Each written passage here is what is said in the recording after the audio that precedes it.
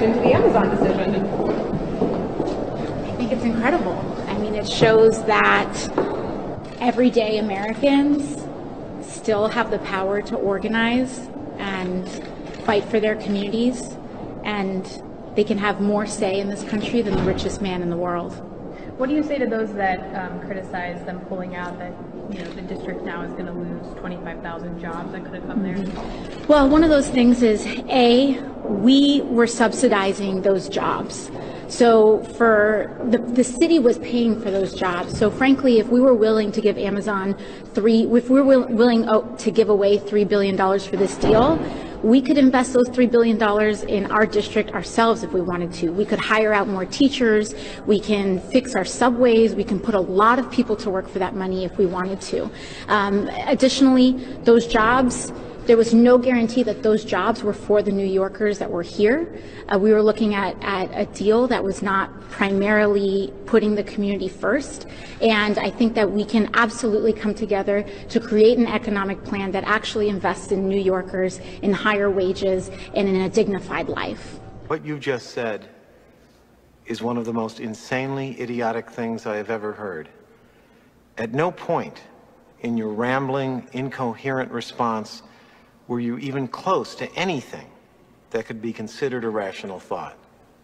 Everyone in this room is now dumber for having listened to it. I award you no points, and may God have mercy on your soul. To get your reaction to the Amazon decision. Threatcon 5 Radio.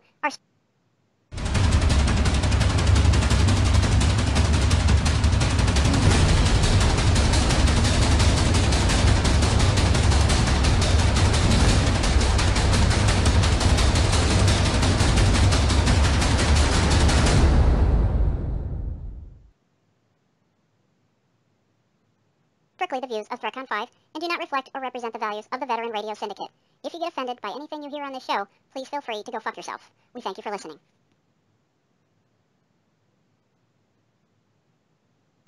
Good. Wait a minute. Nope, it's not Monday. It is good Taco Tuesday evening. That is what we are going to start referring to this night as Bulldog and Judy and Threatcon 5 Radio on Taco Tuesday evening. Yes, that's the way it's going to be from this point on. Hey, everybody, how you doing? Welcome to Threatcon 5 Radio here on the Threatcon 5 Radio page, the Threatcon 5 clothing page, the Veteran Radio Syndicate page, I don't know what else you fuckers share this page to, but whatever. 5-cat page. Yeah, that page. I am Bulldog, joined as always by my co-host and friend, Judy. What's up there, you Tom Cruise lookalike?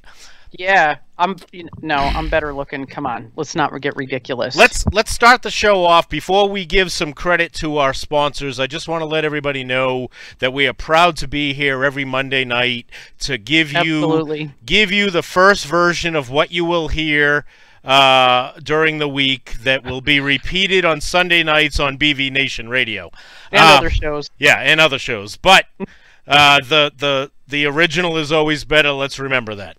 The OG. Michael Peak says he shares it to your mom's wet page. Well, my mom is dead, but hey, you know what? You sick motherfucker, you. That's disgusting. You should have that looked at. Yeah, that's whatever. So we are proudly brought to you by the good people over at Beard BQ Barbecue Sauce. You know what? Used some of it this past week. Very exciting. It was huge. I'm telling you, it was huge. It was the best barbecue sauce that's ever been made. It's ever been made, ever. Okay, totally ever the best sauce ever. And Venomous Firearms and Coffee. Guess what, Judy? I just ordered more coffee. I ordered some more of the Galka's American Badass. I also ordered some That's almost as magical as saying I have bacon in my refrigerator. Oh, yes. Almost. You know what? And it's that fucking American. I'm going to tell you though, okay? You go to Venomous Firearms, okay, and you hit that little shop button up on the top, okay, and you go ahead and you scroll yourself down, and you can look at the magazines. The magazines are badass. They've got Punisher magazines. They got American Flag Punisher magazines. Then you scroll down just a little bit further, and you get your Taste of Freedom coffee, your American Badass Brew, your Tactical Blend, and guess what? So does Taste of Freedom taste like jet fuel? I don't know. I don't know. But I can tell you right now, you could save 40% on all coffee. So you know what would normally cost you? Yep, what would normally cost you $25 is now costing you $15. So go check it out. Now, we talk a lot of stuff about our sponsors, okay? And there is a little tab on the Venomous Firearms page that you want to spend a little bit of time on, and that is their page that is labeled fundraisers, where you can you can make a donation to the Veterans Relief Fund. Okay, so not only are they veterans doing great and wonderful things, but they are actually helping the veteran community. So that is fucking awesome. Beard barbecue sauce, like I said, I made some of that. Some stuff this past week. Smoked some chickens and smoked some ribs. Used some Beard BQ. Amazing. But guess what I did today? What? For Valentine's Day this year, which was a month ago, Kendra got me a man crate where I can cure and smoke my own bacon. You're smoking what? Wait, what? My own bacon. So right now nice. I've got some pork belly. It is in my refrigerator, all wrapped up and rubbed just nicely. I rubbed it real nice. I smacked it up, flipped it, and rubbed it down. Oh no! Yep, and I'm gonna tell you, in 7 days I'm gonna have some fucking bacon. It's gonna be amazing. But in the meantime, let's say hi to a bunch of people that are here checking in on Threatcon 5 Radio this Taco Tuesday evening. We've got the adorable narcissistic psychopath. We have David Ron, Terrell Have Gould. we figured out who that is yet? I know who it is. So we have Mitchell Reinkin. We have Dean Cerny, Tony Tolley, John Ginsberg, John McNatt, John Bright. The Johns are here. Glenn Estes, Michael Peak, Matt King. Justin Keeney from BV Nation Radio. Seriously, if you guys want to see everything that we talked about on Monday night, again on Sunday, tune into BV Nation Radio Sunday nights, and you will not be disappointed. Did you miss that? I don't know. You might be a little bit. Did you miss that one? I did. I was sorry. I was typing at the same time. I said if seriously on Sunday nights you can go on and check out BV Nation Radio and get everything that we didn't talk about on Monday. I'm just fucking with them. That's my boy over there. Ray, fucking with these guys. Ray Trueblood is here. Let's see. Frank Wynn is here. I think that's about Jade Lopez. Good to see you. I thought I saw 0230 is here. Mark Cavelli is here. Good to see you guys. Make sure you're sharing the show out. Okay, I see we got 27 shares so far. And a bunch you never used to say share it out until other people on the network started saying it, so stop saying it because it sounds stupid. Oh, okay. Hey, do whatever the fuck you're going to do. I don't give a shit. Share the show. All right. Do your part as an American and share Threatcon 5 Radio. All right. Oh, Bob Jordan is here. Bob, damn it, I missed him. Richard Rogist is here. He paused after my name to swallow that vomit. No, Matt King. I vomited just knowing you were going to be tuning in. Anyway, So I just posted our show. Okay, we have a little, if you haven't noticed, we have some rivalry among shows, and we have such a good time with it. So I posted it. We have all the show hosts are on a messenger chat to exchange, business information, obviously. But we like to take shots at each other too. So I just shared our show into the messenger and I said, please watch if you'd like to see how it's done. Oh, there you go. There you go. That's funny. That's funny. So anyway, Love you guys. on a serious note, so there's other shows on VRS that you guys could check out. On Tuesday nights, you could check out the FemVets.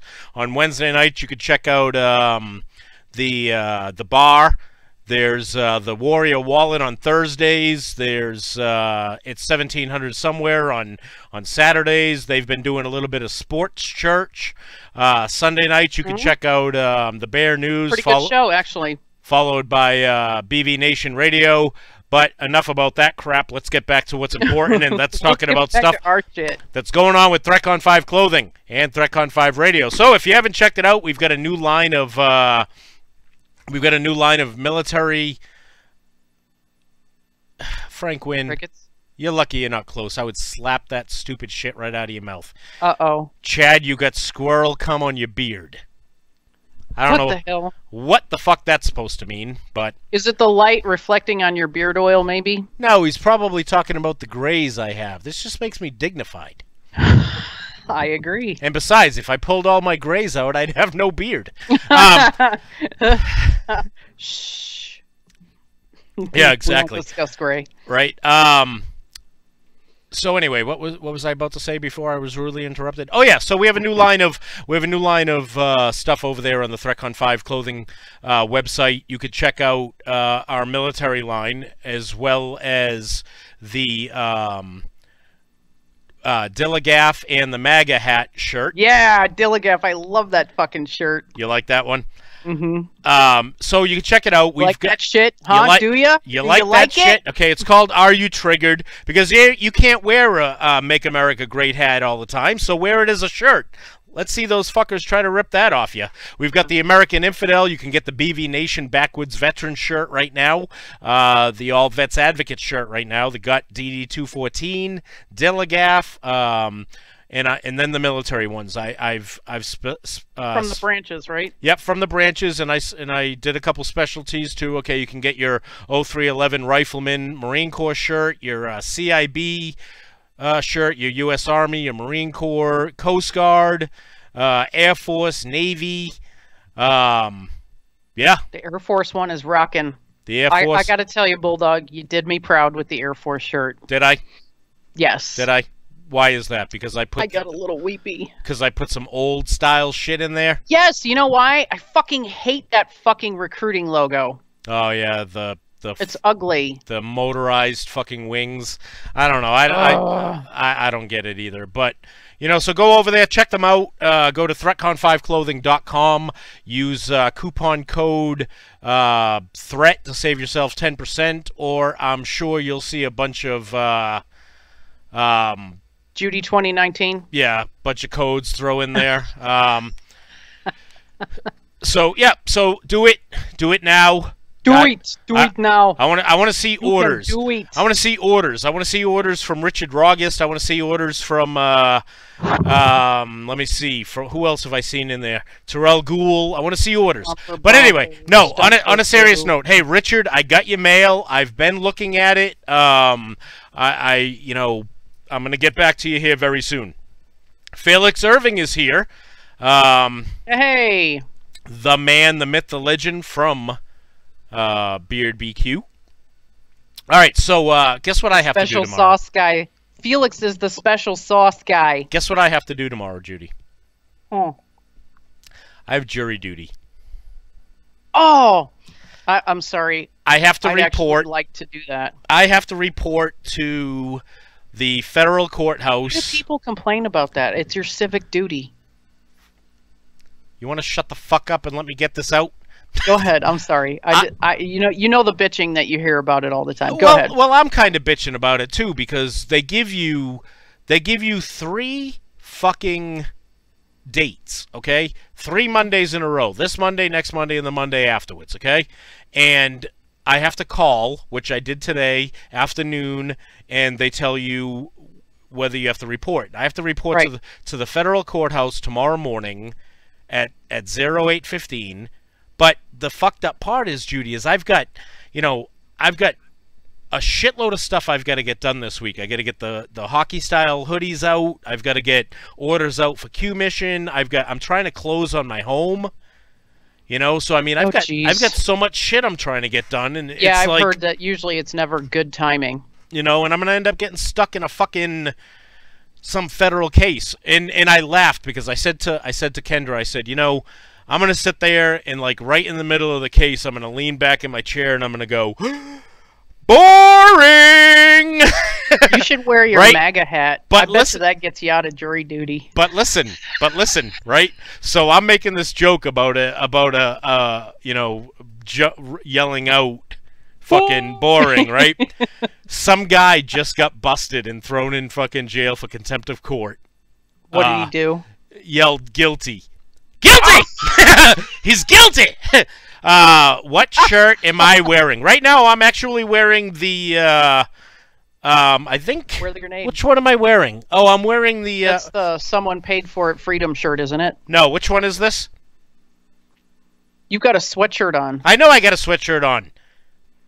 I can't remember what's on the back of this one. I can't see it because it's on a time delay.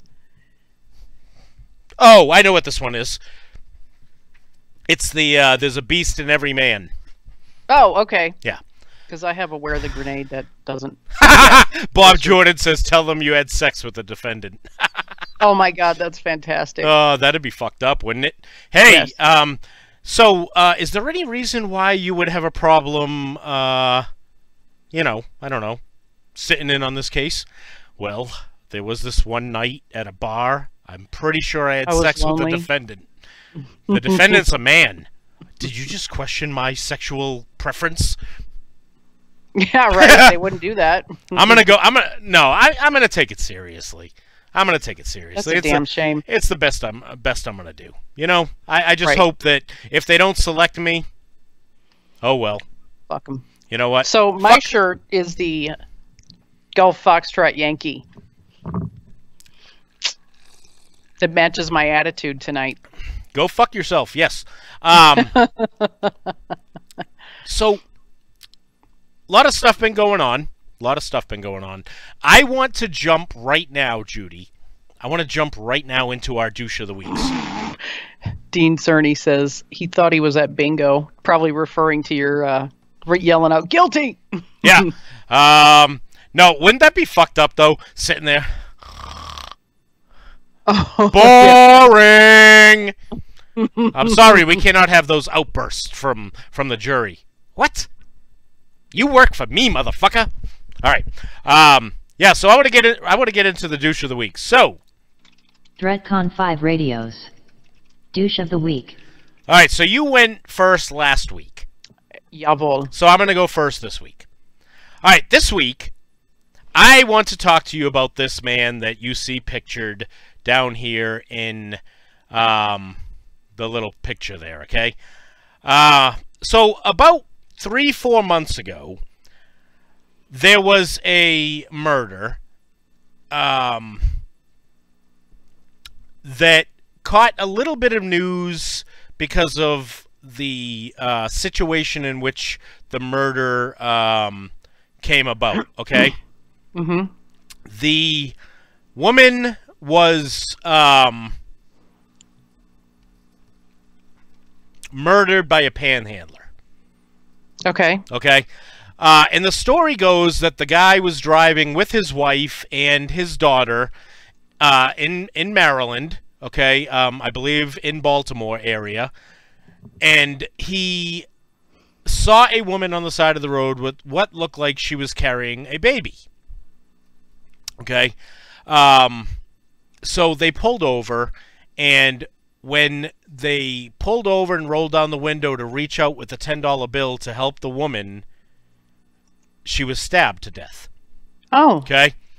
Well, why is this guy my douche of the week?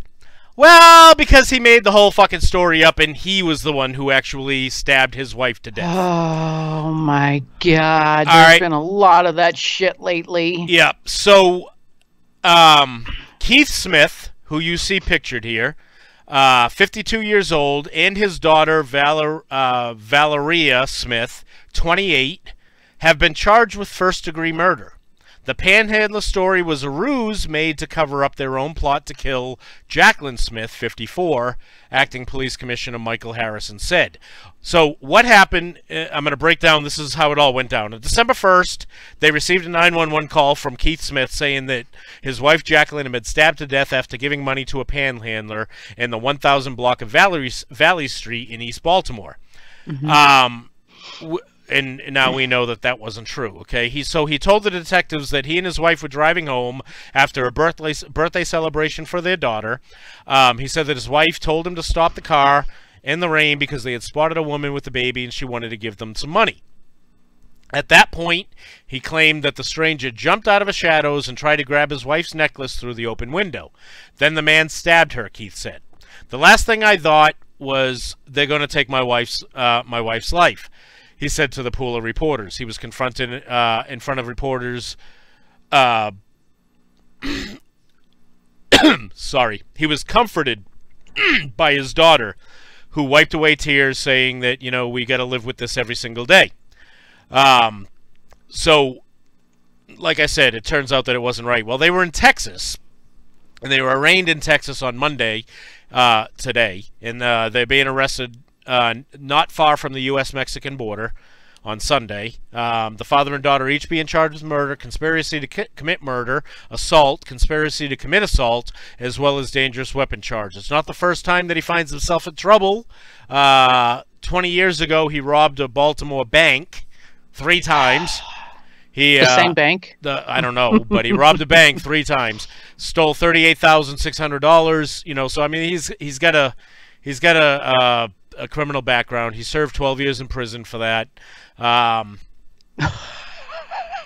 Justin Keeney says, dude looks like a chia pet waiting to grow the fro.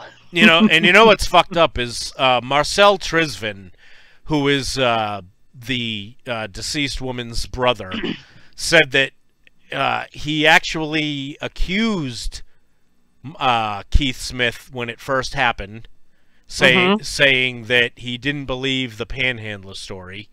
It just never made sense, and the stories usually don't. Yeah, eventually it comes out. So that, ladies and gentlemen, is my douche of the week, Mr. Keith Smith. That means the ball is in your court. Right on. So my douche of the week is this lady. That's not a lady. That's a man. Dude looks like a lady. That's a lady. That's not a lady. That's not a lady. That looks I'm using like that term loosely. You know what? Honestly, it looks like one of those transgendered fucking roller skaters or fucking judo fighters or whatever, those ones that are making the news lately.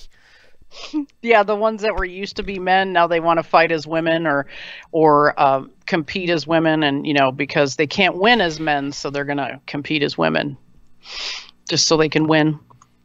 Yep. I'm sorry, was that out loud? That was completely inappropriate. It was.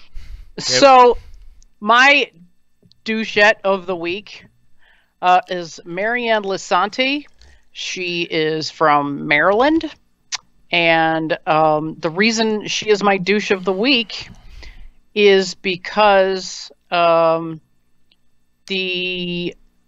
so she admitted to calling one of her counties. She's a politician. She admitted to calling one of her counties the N-word. Can you stop calling her a she? District. I'm sorry. Shim? Should I call him Shim? I'm with Mitchell Reinken here. It looks like Caitlyn Jenner's stunt double. That's fantastic. I love that. So Shim called one of Shim's counties the N-word district. Oh Jesus!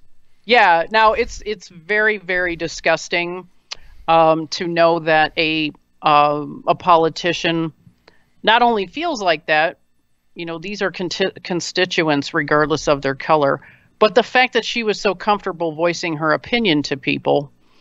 Now, I don't know in what context that she admitted it, but does it really fucking matter? So the Hartford County, the House voted to censure her, and here's why she's my douche of the week. This sort of hatred has no place in our political system, and shortly after the decision of the House, she decided to speak out and say that she was not going to resign. Oh, shit. She said she has full voting powers, and if she leaves, there will not be a replacement during this legislative session. So that will deprive people of Hartford County a vote on the budget on very important issues that face our county.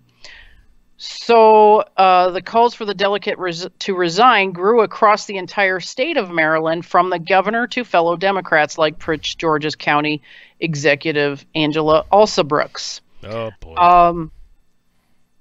We are in some very, crucial, we're in some very trying times. How's that?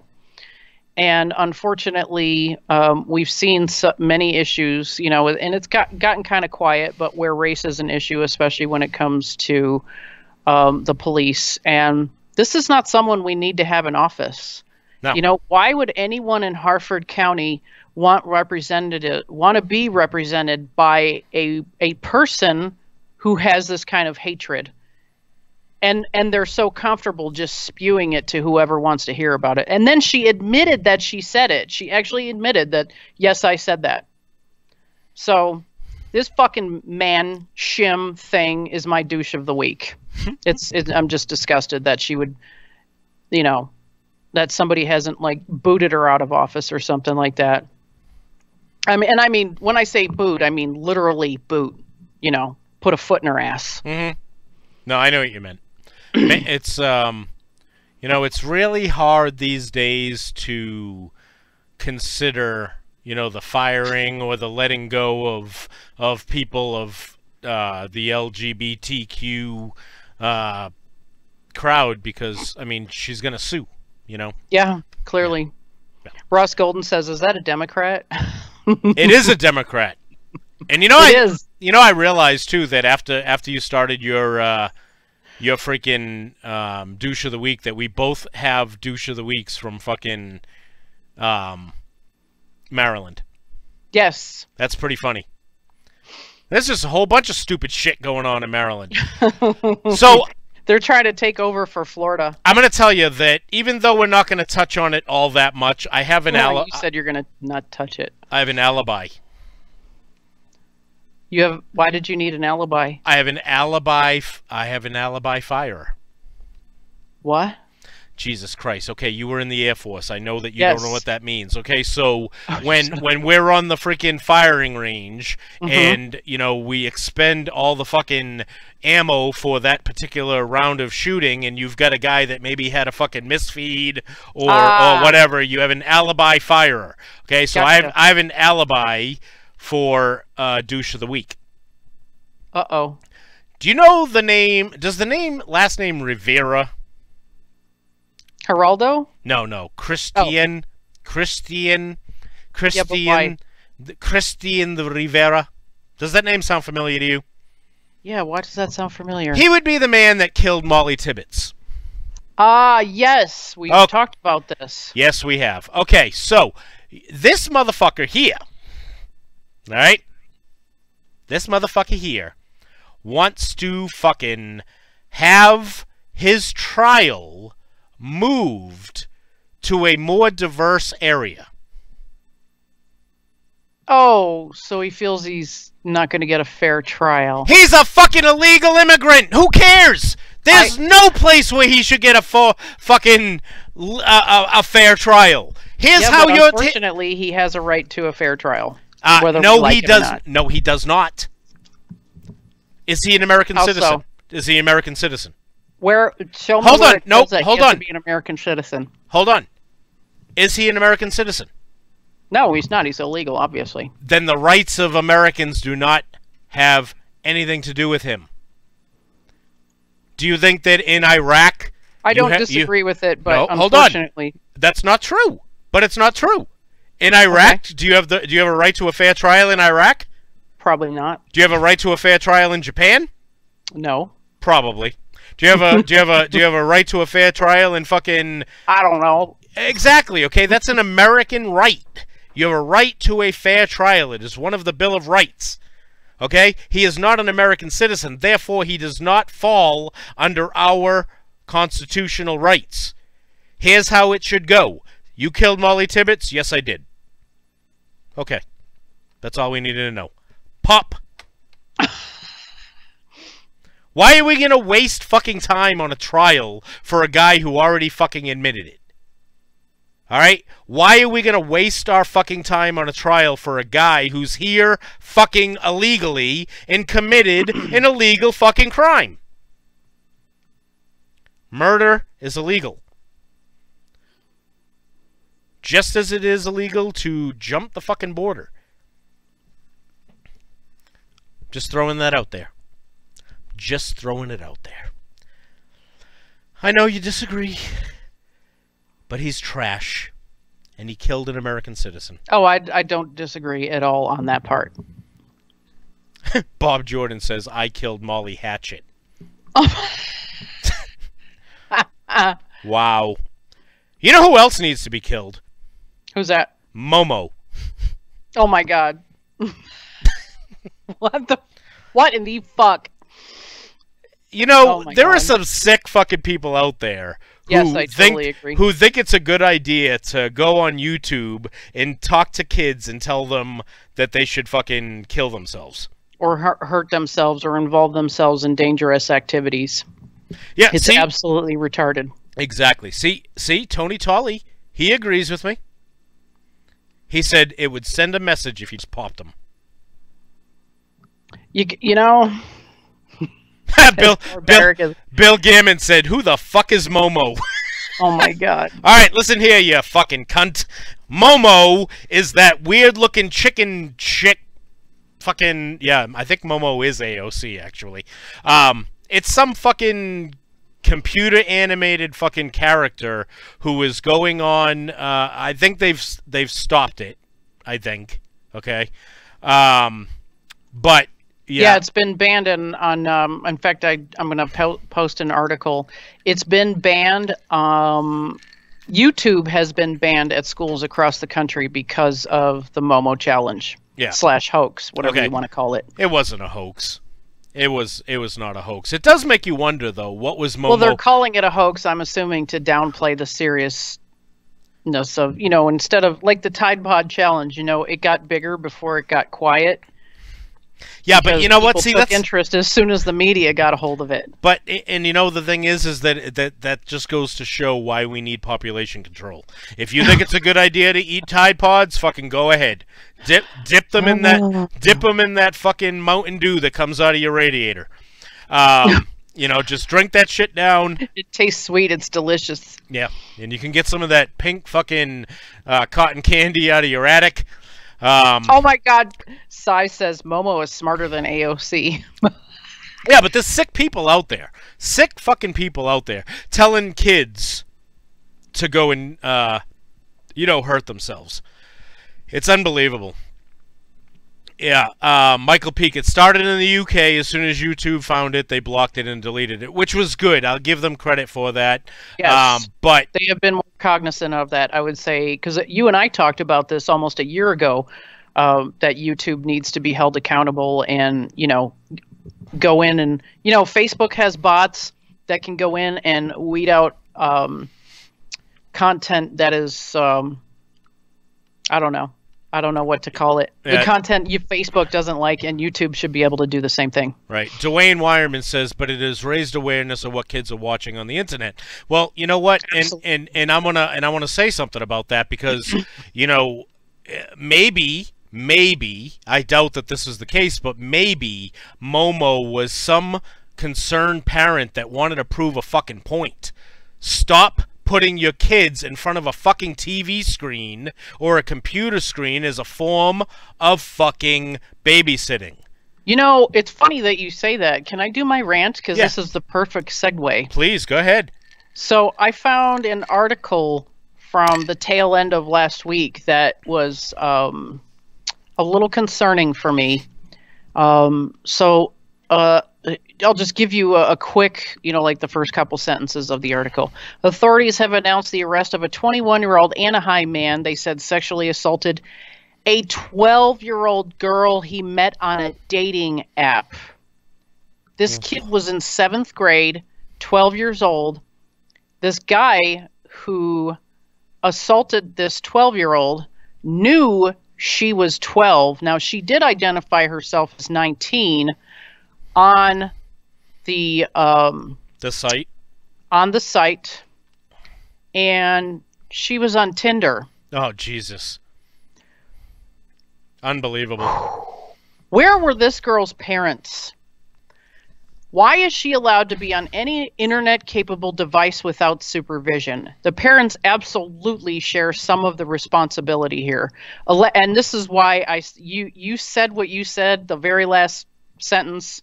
Electronic devices are not fucking babysitters. A 12-year-old has no need for a device. I would say my rule was 9 o'clock Monday through Friday. Actually, it was Sunday through Thursday, so school nights basically. My kids had to turn over their devices until they graduated from high school, because nothing good is happening after 9 p.m. And then on the weekends, they had to turn them in at midnight. And I had monitoring programs, and all 3 of their phones that uploaded their activity to a website I could check on my own. And I told them when we gave them the phones that they had monitoring on their thing. And it was basically a keystroke monitor. There are a lot of apps out there for parents. People need to fucking educate themselves. A 12-year-old was on fucking Tinder advertising herself as 19. The parents are absolutely partially responsible for this. That's just negligent. It's just asinine. Absolutely. Your children will not be safe on the internet if you do not teach them how to be safe and monitor their activity. It's absolutely fucking ridiculous. I'm done. It just gets my blood boiling. I just can't believe that they put this child at risk the way they did, and look how the story ends. It's just disgusting. Takes 1 minute to download an app blocker. Michael Peake says, "Yeah, you're right. I mean, yeah, absolutely." How do I word this without sounding like a complete asshole? Say it. When do we care? When have we cared? Bill Gammon says Pornhub happens after 9. Yeah, Pornhub happens all the time for Judy. No, okay. So there are parents out there, okay, and I know there are parents out there that are doing the right thing and they're raising their kids and they're and I don't. I've been told I'm ridiculous. That if I was one of your children, I'd just figure out another way to get a device or something like that. That I'm being ridiculous. Guess what? You never read about one of my kids on these fucking news stories. Exactly, right? Hey, what's up, Dan Stilson? I mean, so you have to think about it like this, right? So there are parents out there that are doing the right things, and I give Kendra credit for this all the time. She raised 4 children who are very, very good children. That they are doing the right thing. They're very mature. She's got her 24-year-old or soon to be 24-year-old is in school, going to be graduating in May for as an RN. She's got, a 22-year-old is that's incredible. Yeah, she's in school right now, getting back into school. She's doing the right thing, working, doing things. Her oldest boy is getting ready to graduate high school. He's looking at fire academies, Oh, that's awesome. Things like that. And, Joe, he's in high school. He's got dreams of maybe going into the military, but she's raised kids right. And there's lots of people out there, okay? I get it. There's parents that are out there doing that. But then there's the other side. There's parents that are literally trying to be their best fucking friend. They want to be friends with the kid rather than educating the kid as to what life is going to be about. They don't want to dictate to them. They don't want to, you know, get their child upset with them. You know, and that shit has got to stop, because what it comes down to is, you think about this, right? Giving a kid at 9, 10, 11 years old a fucking cell phone is disastrous, unless there is a reason for it. Especially if they are allowed to have them 24/7. Exactly. That's what I'm saying. Now, if you're going to give a kid a cell phone because, hey, when you get out of school, you need to call me to let me know that you left, let me know that you got home, you know, Yep. so on and so forth, right? Not the kids sitting in fucking classroom, you know, and I love my daughter. I used to get text messages all the time from my kids. Hey, I'm home from school. My youngest daughter used to go to school, and she'd come home from school, and her cell phone would be dead. And I'm like, why is your phone dead? Right. Oh, because I used it in school. Why? Why? Did you like getting your phone taken away by your teachers? Yeah, you know, I'm like, for Christ's sakes, you know, it's not, that's not why you were given a fucking a phone. And, you know, I never agreed with it. It was not my idea. It was her mother's, you know. Well, unfortunately, in the society that we live in, cell phones are necessary for kids. Well, they are now. Yeah. My kid's, now, yes. my daughter's about to be 20 years old. Oh, yeah, you got a point there. She's had one since she was, you know, 12, 13 years old. It wasn't necessary. We live in a small-ass town. Everybody knows everybody. Mm-hmm. But anyway, it is what it is. You know, to each his own. But a kid being on Tinder just goes to show that the parent's not doing the right thing. Not paying attention at all. That's, oh, that made me sick. Yeah. So, and, you know, the phone... devices aren't a babysitter, whether it's a phone or a tablet, computer, laptop, whatever. Engage your kids. Teach them about the dangers that are out there, like advertising that you're 19 on Tinder when you're actually 12. Yeah. Now, I did catch one of my kids advertising her age as much, much older and talking to people that she shouldn't be, and it was inappropriate. And instead of coming down on her like a hammer, we had a teaching moment. And her sisters, the one who got in trouble, her sister sat at the table with her, and we made it a teachable moment.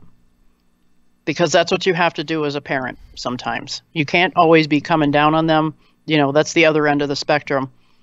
We made it a moment where they could learn something about the dangers, and I read them clips of an article about a young girl who got herself in quite a bit of trouble. Right. Who was doing something similar. So we've beaten that one up. I want to move on to the next thing I want to talk about. You know, every week we talk about our douche of the week. We talk about, you know, we give you a top 10. We get into the news, and we talk a lot of funny, and we talk a lot of negative stuff, and we talk about the stuff that's going on in the world, and that is always kind of a downer, right? Mm-hmm. The next story I want to talk about is kind of a downer, but I think it's important that when we're addressing the douches of the week, we need to start addressing some heroes as well. I don't disagree with you. Okay, so I want to talk to you about a story, a great idea. Something that happened this past week in Berwick, Maine. So firefighters began a 24-hour vigil over the body of Berwick Fire and Rescue Captain Joel Barnes on Saturday. This is a story, this happened very close to where Kendra used to live, where her kids still live. It's a huge story. Okay. Huge story in this area. Captain Barnes, 32, died in a Bell Street apartment fire on Friday. The cause of the fire is still under investigation, but authorities believe Barnes was leading another firefighter into the building for an interior attack when conditions suddenly worsened. Captain Barnes unquestionably and undeniably died a hero. Battling a large and dangerous building fire, he made the ultimate sacrifice for his community. So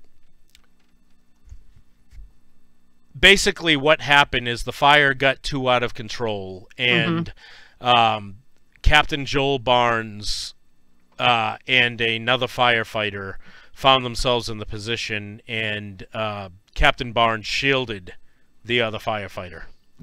and he ended up Wow. losing his life in it. His family says he wanted to be a firefighter his entire life. He died doing the job he loved, helping other firefighters. He died a hero, and while nothing can ease the tremendous sense of loss and grief that we're now feeling, we are proud that his final actions were selfless. So I just want to, let everybody know that there are undoubtedly heroes that live amongst us, ones that outside of us as military are willing to put their lives ahead of others and make the ultimate sacrifice in defense of selfless service. So, Right. Captain, I salute you.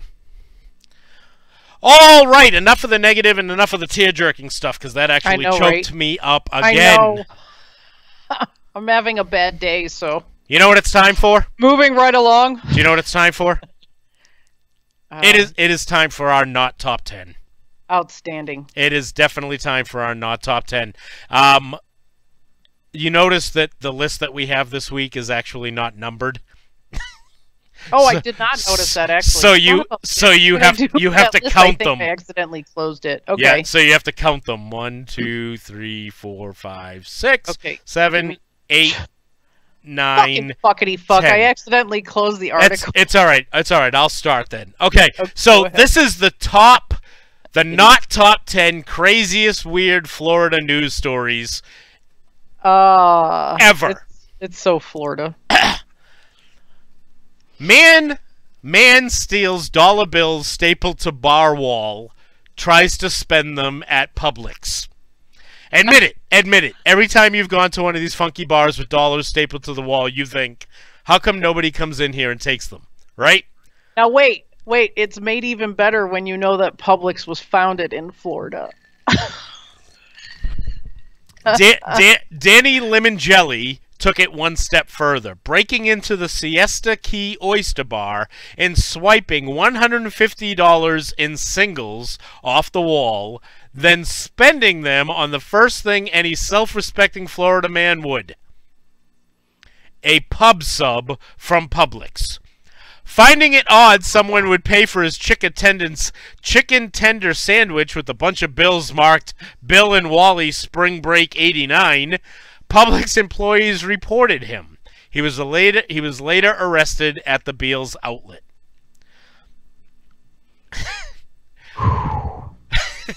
You can't make this shit up, and it does not surprise me. Absolutely. Does not surprise me that this is fucking from Florida, right? Yes. Hold on. So I'm trying to find where you're reading from because it's actually. Oh, hold on. The stories are underlined in red. Yeah, what's your headline? The most Florida things that happened? No, the article that you're reading. Son of a bitch. I'm done with it. It was mine was man steals dollar bills stapled to wall. The fuck am I what is going on here? I don't know. Is it all the way at the bottom of the article? Because No. I'm so confused. No, at the very bottom of the article is man. A different one. Yeah, it's not. It's the 10th one in. So scroll up. I can't even find the one that you were referring to. What the hell's going on here? There's been a lot of pop-ups that I'm hovering over. 1, 2, 3, 4, 5, 6, 7. You're killing me. No, I can't find it. Number 10 is not the one that you're on. Oh, there it is. All right. I found it. Okay. All right. There we go. Yeah, can you tell this is not rehearsed? Not at all. I thought I had the right. Anyways, Jacksonville police aren't exactly the masters of subtlety. When an October dispute broke out on a street corner over pictures posted to a Facebook group, the responding officers showed up at the scene, blaring a very loud version of War's "Why Can't We Be Friends?" The police diffused... Oh, excellent journalism. Here we go. The police diffused with situation without incident. Why can't we be friends? Why can't we be friends? I don't know how that makes the list. That's kind of dumb. I'm a little irritated. One of the women involved in the dispute told Ben Conrack, "I can't get that song out of my head now." Well, that was the whole fucking point. Yeah. They actually rolled up to the dispute with that music playing as loud as they could get it. Well, you know what? First and foremost, they're supposed to diffuse the situation as peacefully as possible. Well, hey, you know what? You can't yell at them for police brutality this time, can you? Fuck it. Now this next one definitely needs to be on the list. Oh, yeah. Baptist Church encourages followers to swallow instead of spitting. I'm going to give them hey, good for you guys. Good for you. Edgewater's Bella Vista Baptist Church decided to throw up a sign in front that announced to passerbyers, "Forgiveness is swallowing when you want to spit," which, though true, led one or two people to think the sign might be talking about something other than communion wine. Pornhub. Which Baptists don't even use. The church claimed it was purely unintentional and took it down. Sure, it was. So, you know it wasn't Catholic, so clearly they didn't mean anything by it. Well, if it was Catholic, it would have said it's best to swallow the altar boy instead of spitting. See you in hell, Bulldog. Going to hell. Totally going to hell. But, hey, you know what? I totally want to go ahead and add a little bit to this Baptist church. Hey, they're absolutely right, okay? It's better to swallow than to spit. Ladies, swallow. Besides, hey, I can't even. There are literally women out there, and there's stories about it, who drink this shit every day for their health. Bob Jordan says he wonders if Catholic priests listen to the song "The Boys Are Back in Town." Me, you, Bob, we'll all see each other in hell. At least it'll be a good time. We're going to hell. I knew I was going to hell, so it doesn't matter. Yeah, I sealed that. I purchased that first class ticket a long time ago. Actually, the devil's got a fucking restraining order on me, so I'm not even sure I can go. But moving right along. Moving right along. Moving right along. I love this. I think we may have covered this one. Man runs naked through woman's home, stops to try on her clothes. Oh.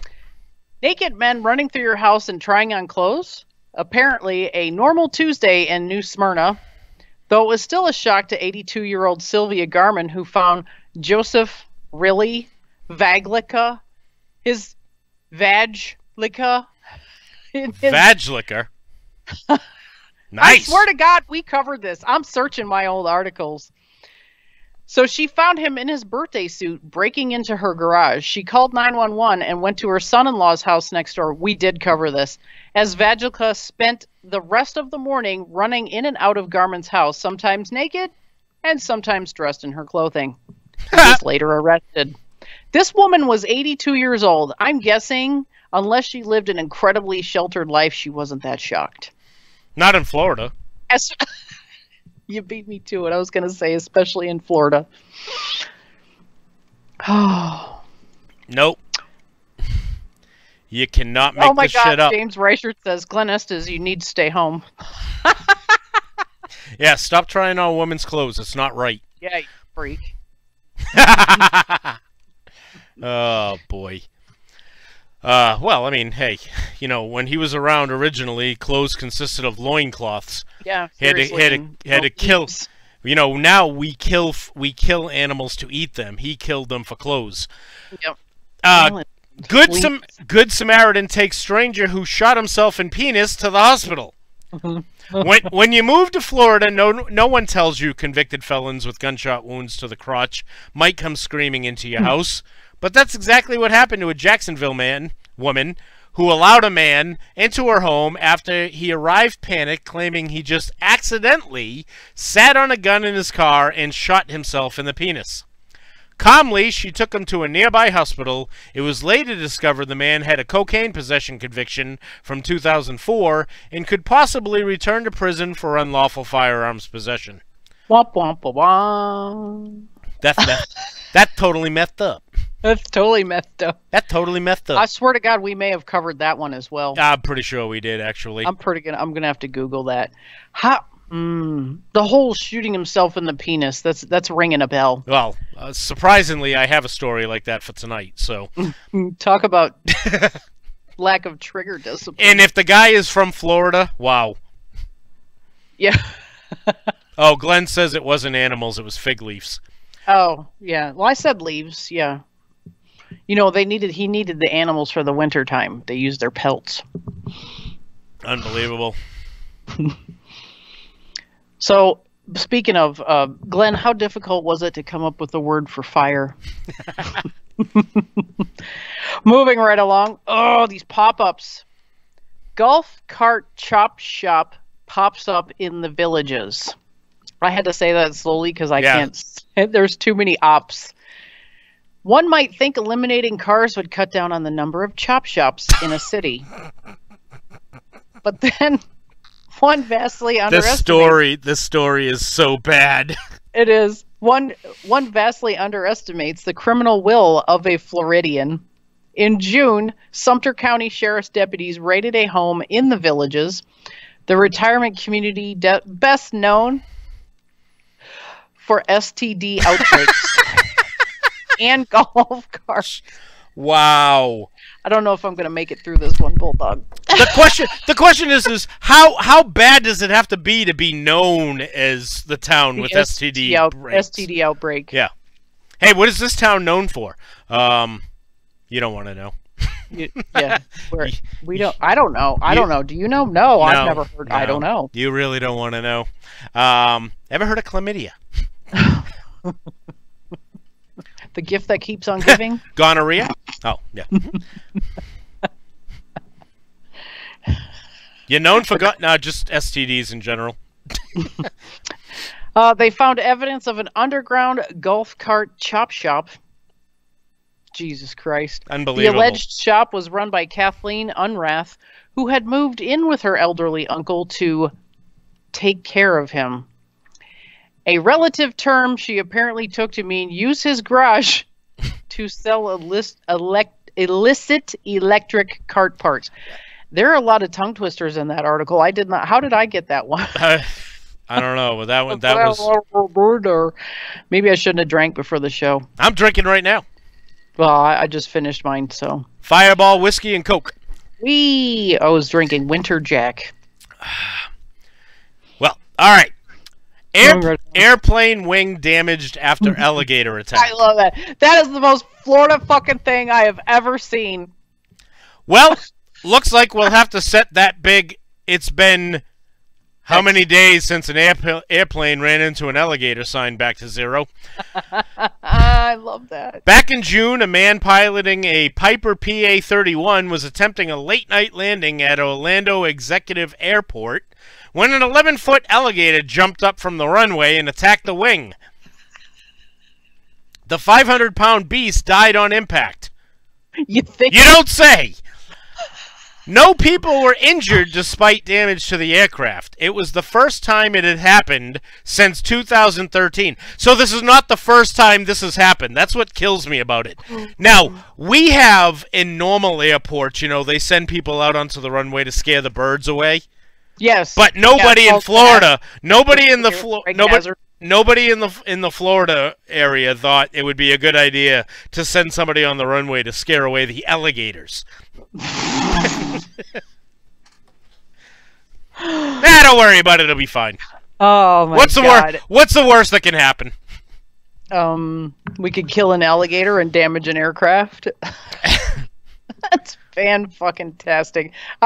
Seriously, that is the most Florida thing I think I've ever seen in my life. Bill Gammon is drinking his can of JD and Coke. I love that they have that there in Australia. It's fucking amazing. We need it here. Just go get a can, open it up. Already has. Jacob Candelaria, how are you? Good to see you here. Oh. All right, moving right along. I'm still dying over this story. Like, I'm all like, Elizabeth, honey, I'm coming to join you. It's just fucking cracking me up. Oh. Well, this probably wouldn't be the first time we've heard of stories like this. Contractor fakes death to avoid paying customers. Hey, you know what? Well, if you don't have the money for your bills, you got to get out of it somehow. But you'd think that you'd move away.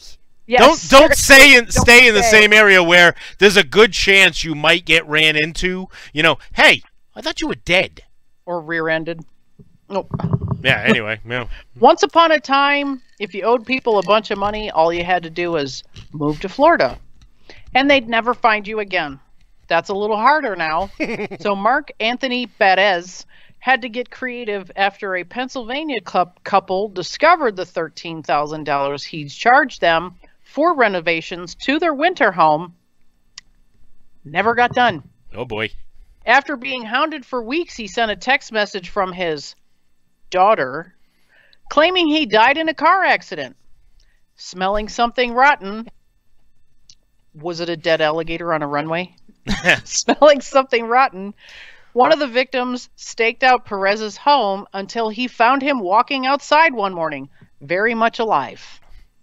A lawsuit against him is still pending. Wow. He wasn't one of the naked neighbors, was he? Because we've read about those a lot too. That's shit. That's just crazy. They're like, nope, I don't believe it. Something fishy about this story. I'm going to camp outside his house.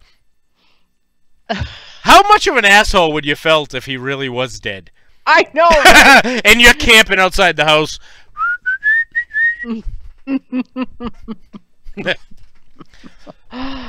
Woman dressed as turkey. Oh my God, Bob Jordan says, I faked my death once to avoid paying a hooker from Craigslist. Wow. Oh, shit. Okay. Woman dressed as turkey arrested for shoplifting.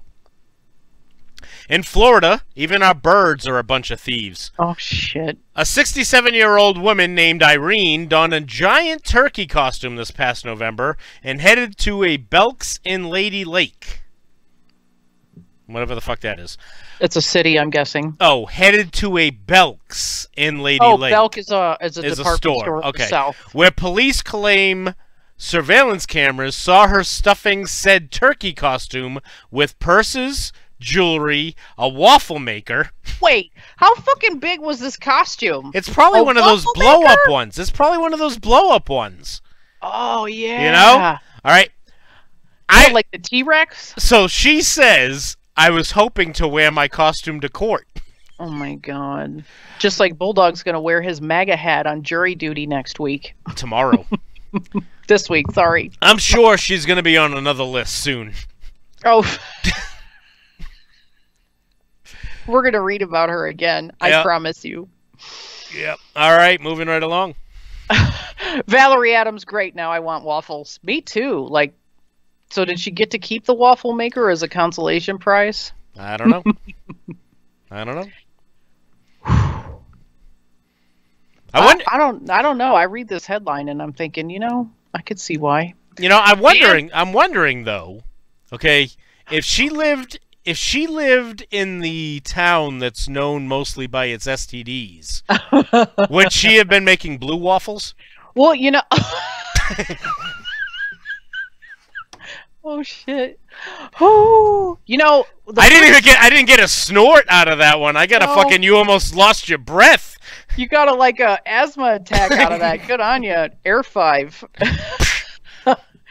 The first line of the sentence of your women dressed as a turkey, it says even in Florida, even our birds are a bunch of thieves. Yeah, apparently old birds, which goes along with that whole retirement home STD. Ugh. Yeah, unbelievable. Ugh.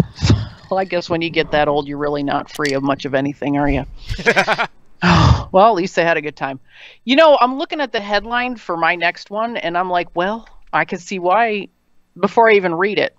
Man arrested for refusing to identify himself as a Florida man. Yeah, hey, if you lived down there and read some of these stories, would you identify yourself as a Florida man? No. Are you a Florida man? Nope. I am not a Florida man. Have you seen some of the shit that's in the news? No, I am here on vacation. Oh my God! So the first line of this story says almost something very similar. When every weird news story here starts with Florida man and Florida woman, can you really blame anyone for not wanting to say they're from here? Hey, I told you. I hit the nail on the head on that one. Yep. This was the logic of a couple found in an unmarked boat 8 miles off the coast of Fort Pierce who lacked ID and would only say they were man and woman of Earth. Are we really sure that's where they're from? They're from Mexico. Which, while technically true, apparently wasn't the answer that customs agents, were looking for. The man was booked into the St. Lucie County Jail on charges of resisting an officer without violence. So wait a minute. How come he's the only one that got arrested? I don't know. Maybe the lady was sharing her STDs with the customs officers, and they decided to let her off. Yeah, she had a blue waffle. All right, and the number one from this list is the story we've actually talked about before. Yes, we have. A possum hits rock bottom, breaks into liquor store to drink alone. A female opossum broke into a closed liquor store and helped herself to some whiskey, passed out, and was later discovered by a Cash Liquors employee sitting next to an empty bottle the next morning. The opossum was brought to the Emerald Coast Wildlife Refuge, where she was flushed with liquids, then sent to Delray Beach for rehab. Rehab. You don't want to talk about some of the stuff that she did that night either. She apparently was working real close with a woman in a turkey costume. She caught chlamydia. It's going to be a rough couple weeks for that opossum. So Mickey Severson, I hope I'm saying your last name right, he tagged a bunch of people to alert them to our show and said, seriously, get the fuck out of Florida. I think that might be the comment of the night. Oh, yeah, that's great. That is great. Ross Golden says rehab is for quitters. Oh, and then Jacob Candelaria followed him almost to the second. Rehab is for quitters. Oh, you guys are good. That's great. That's great. We have some more people in here. I want to say hi. Yeah, I want to say hi to the people that we have that are in here. Jacob Candelaria again. Nick Ladson's here. Ross Golden. James Riker Jr. is here. As you said, Mickey Severson's here. Valerie Adams is here. Terrell Gould, I don't know if I said hi to him earlier. Jeff Jebby is here. Matt King says he bets that the opossum faked its own death to get out of AA. Phoenix Asher is here. She says that she's got a new sponsor for us. Dickatyourdoor.com. Oh, we have to check that one out. See if that's something with the video. Oh my God, it's literally a fucking dick in a box. It's a dick in a box. And it's white chocolate flesh covered. Chocolate dick to anyone in the world. Yeah, I'm good. I'm good. All right, so there is our not top 10 for the night. Oh, Elizabeth, honey, I'm coming to join you. Are you ready to get into some news? Or is there anything else that you wanted to talk about before we hit up some news? Ooh. I think I'm okay. I think I'm seriously, like, I've been laughing so hard. It's one of those nights, and this doesn't happen very often. It's a good show when Judy can say, I feel like it's one of those wedding party nights. You know, if you're in somebody's wedding, your face fucking hurts halfway through the day because you've been smiling all fucking day for all the pictures and shit. Yep. It's one of them shows. I've noticed there is a link here though. Whenever I drink, I seem to have this face pain affliction. Oh boy. Oh boy. I want to know what Valerie said. Oh wait, I keep telling my friends in Florida, get the fuck out of Florida. Mickey Severson said, yeah, it's good. Hey, so for all you new people that are in here, I just want to throw this out there that if we say your name incorrectly, just get the fuck over it, okay? You're lucky we're saying your name at all. I mean, yeah, people call me Julie for fuck's sake. Yeah, you know, rule number 1, right here on the show, our rules. So, if we say your name wrong... Now I do what I want. Listen. Now I do what I want. Yep. You'll get over it. We are grown. We are grown. We do what we want. Right. We do what we want. We're closer to 50 than we are 25. Yeah, we are. Yep. Yep. All right. So, what do you think? You want to get into some news? Is it time? Is it time for? It's only 8:07. How? I know. Either things are going by way too quickly, or we skip something. Oh, I know. I didn't have a fucking 30-minute fucking rant. Oh yeah. Um. That's because you drank tonight. Oh yeah. Yeah. Hey, baby. I need another.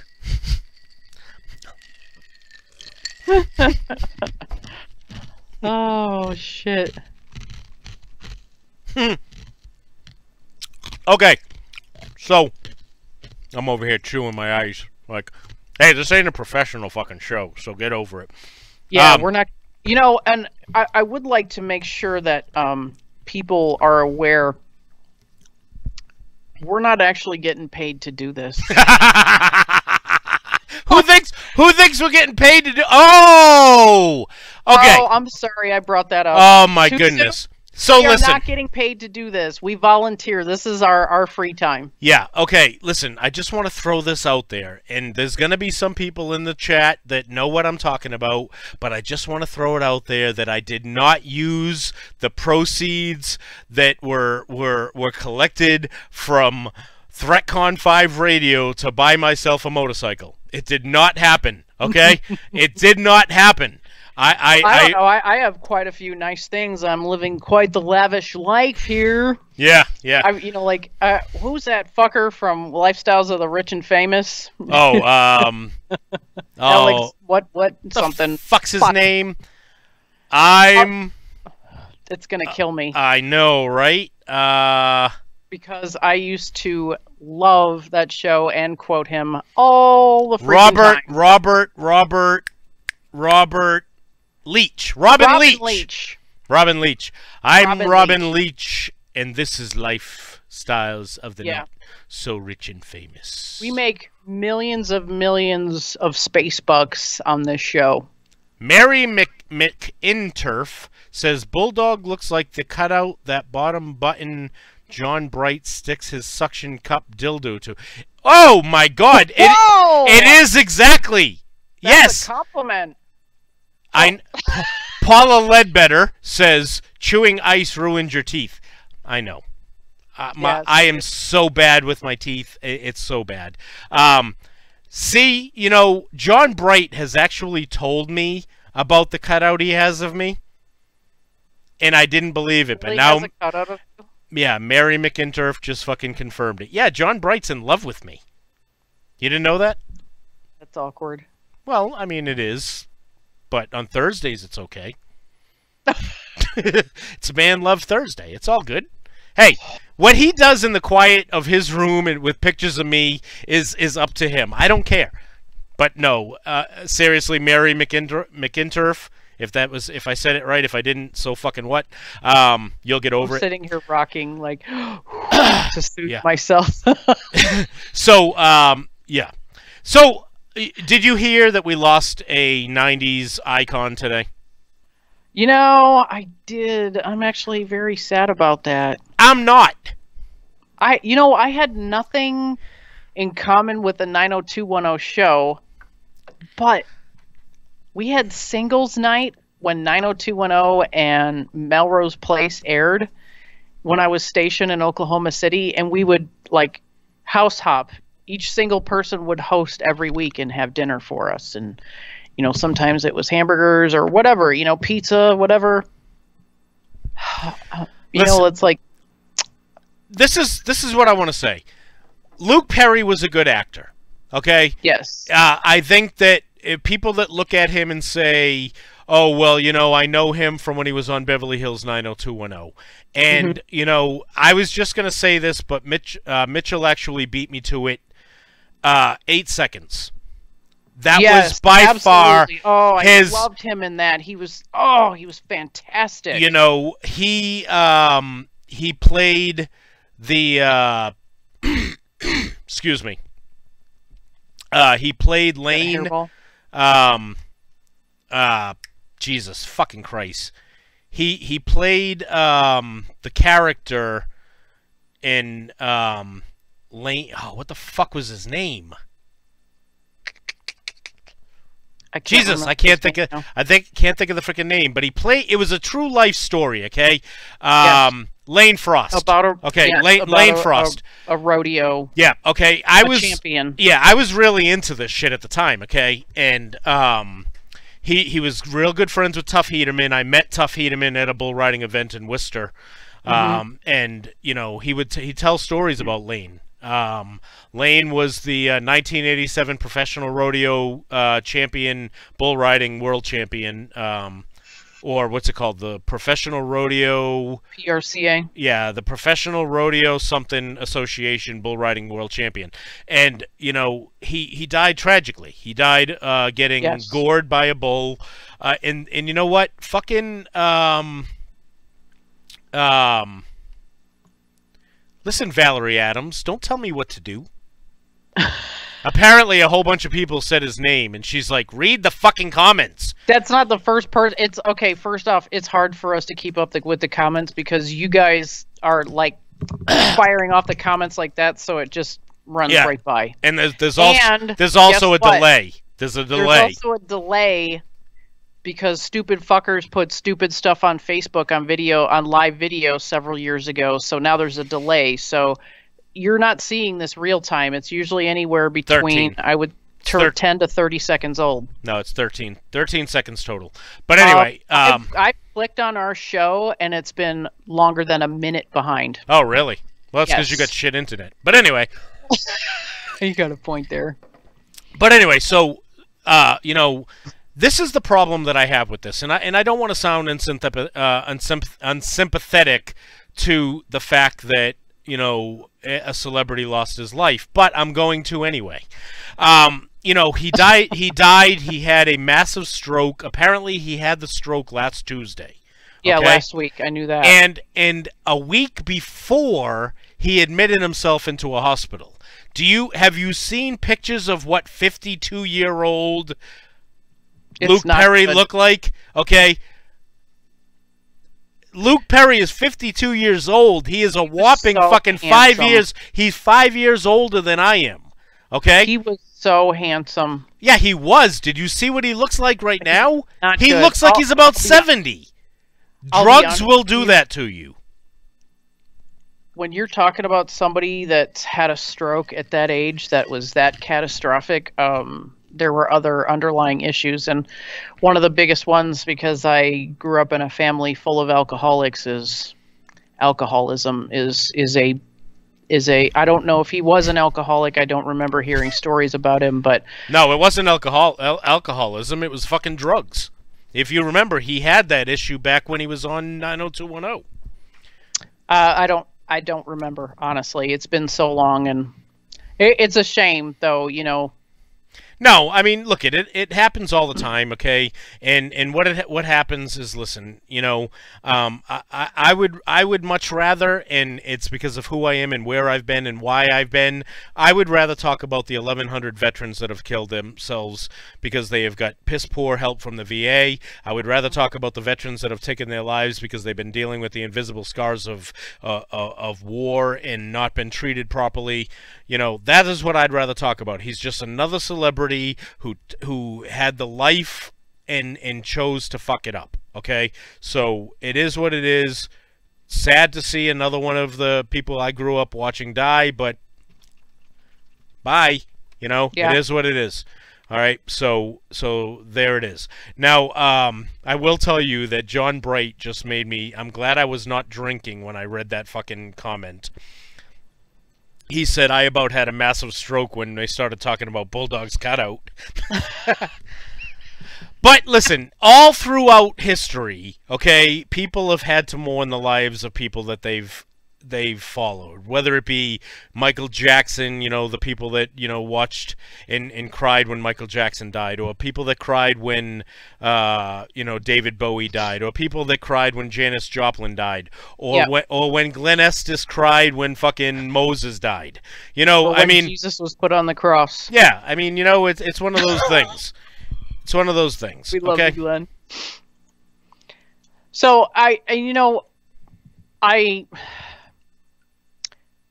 how how do I say this? I never want to take away from a celebrity death.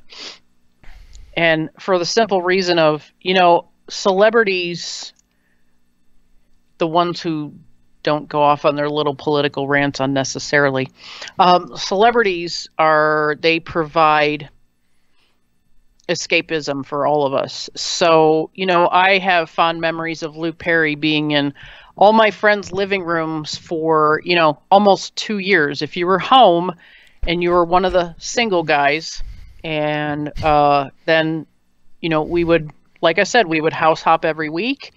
So I have very fond memories of, the great parties that we had on the nights of when Melrose and 90210 would air. Like I said, we had nothing in common with that show because we were, these were all supposed to be high school kids, but we all really enjoyed the show. We would all be cackling and acting like fools, and as soon as one of those shows would come on, we'd be like, everybody shut the fuck up! So I have fond memories of the people that I served with 20 years ago that revolve around Luke Perry and the cast of 90210. So, it might not mean anything to this guy, but to me, it meant something that he died. Yeah. No, Cy says Judy had a crush. I thought he was handsome, but I never really saw the fascination, and like women would just go crazy over him. I thought he looked like he needed to eat a cheeseburger. Yeah.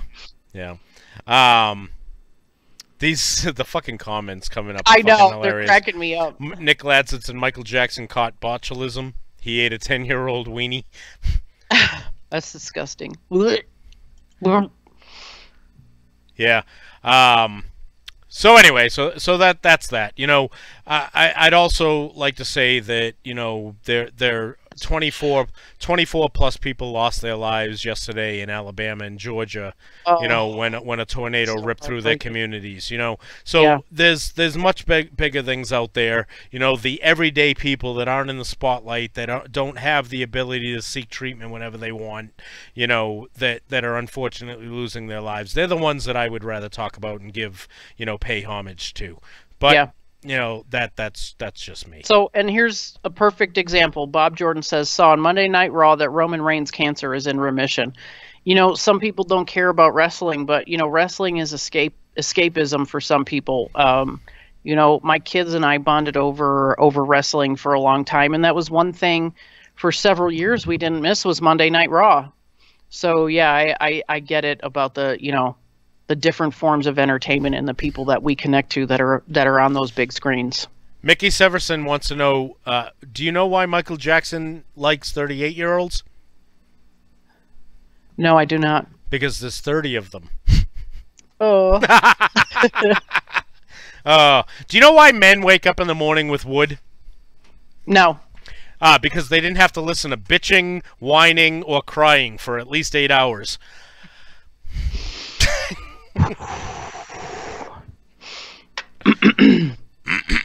All right, anyway. So what do you think? You ready to get into some Hells yeah. You ready to get into some stories? Let's get into some stories. Why don't you go ahead and start us off? I will, and let me tell you, I'm going to preface this. We've talked about the most Florida fucking thing that I've ever read in my life. This is one of the most American fucking America things I've ever read. Oh shit. Wilkes-Barre, Pennsylvania. Oh shit. It's been a week-long celebration of bacon in part of, I guess it's Lucerne County. I'm not sure how to say that. Doesn't really fucking matter. No, all week, Anthracite Cafe has been hosting Bacon Week at the restaurant on Scott Street in Wilkes-Barre. Y'all right there? You gonna make it? Oh, whiskey went down the wrong way. Oh, that sucks. That's what she said. I'm good. You gonna make it? Woo! Yeah. On Saturday, we missed it, but we still get to read about it. On Saturday, it was time for a bacon eating contest. Oh, yep, shit. That just happened. Contestants had just 15 minutes to eat 5 pounds of cooked bacon. What? I don't know if 5 pounds. That's nothing. That's a lot of fucking bacon, Bulldog. Not all 5 pounds. No one ate all 5 pounds, but the grand prize went to Russell Keeler, who ate more than 1 pound of bacon. That's it? 1 What pound? Is this a competition for children? Right? Fuck. So he says, "Oh, I figured out the problem." He Barry, says, I want to say hi to Barry Breezy. Oh, sure, go ahead. Hi, My Barry jaw- Breezy. He says, "My jaw got to work out. All of our jaws got to work out." Yeah, that's what she said. Exactly. Was that undercooked bacon? 5 pounds of bacon? If you cook bacon right, ask Matt King. If you cook bacon right, come on, really? How does your jaw get a workout with 1 pound of bacon? 5 pounds in 15 minutes? Undercooked. John Bright says he could take 5 pounds in 15 minutes, just not orally. I almost snorted. All right. Seriously, though, 5 pounds of bacon, and the best person, the one that won, only ate a pound? That's like a package. That's like one fucking package. Seriously, I could do that on Sunday morning without even doing any eating competition training. That's sick. Fucking sissies. Clearly, there were no veterans in this competition. Yeah. Apparently, there were no Americans in this competition. What was it, a fucking bacon-eating contest for Muslims? Fuck! Yeah, I picture a completely different thing. You know, like they're all like gagging as they eat. So the same complaint from everybody was that their faces were hurting. So that was the tough part about it. Not the eating. The 1 pound to 2 pounds wasn't too bad, but the chewing was terrible, said Keeler. What the hell kind of bacon is this? I'm telling you, Bulldog, this was undercooked bacon. Because if you make crispy bacon, I will mow that shit down.